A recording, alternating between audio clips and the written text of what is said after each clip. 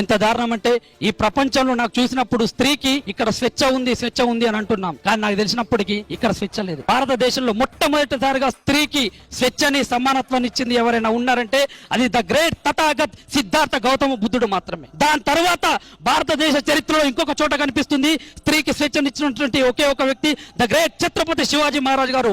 మొఘల్ సామ్రాజ్యం మీద యుద్ధం చేసిన తర్వాత అక్కడ ఉన్నటువంటి స్త్రీలను ఆ కోటకు తీసుకొని వస్తే చాలా మంది వాళ్ళ మీద అఘాయిత్యం చేయడానికి వెళ్తే ఛత్రపతి శివాజీ మహారాజ్ ఒక మాట అంటాడు, మనం రాజ్యం మీద దండయాత్ర చేశాం, ఆడవాళ్ళ మీద కాదు. అమ్మా నువ్వు వెళ్ళిపో అంటే ఆ తల్లి అన్నయ్య నువ్వు నన్ను కాపాడినందుకు నీకు రక్షగా రాఖీ కడుతున్నాని అక్కడి నుంచి సమానత్వం ఇచ్చిందని రాఖీ పౌర్ణమిని స్టార్ట్ చేసిన ద గ్రేట్ ఛత్రపతి శివాజీ దగ్గర ఆడవాళ్ళకి సమానత్వం కనిపించిందమ్మా నాకు.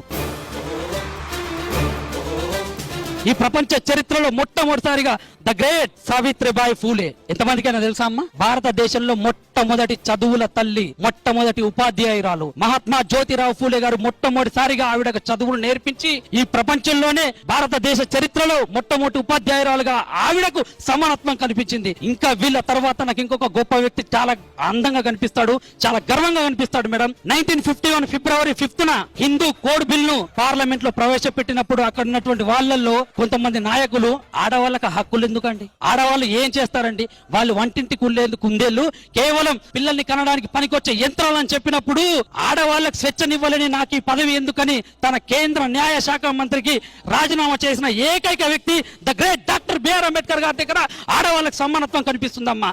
అక్కడ తప్ప నాకు ఇంకెక్కడ కూడా ఆడవాళ్ళకి సమానత్వం కనిపించలేదు.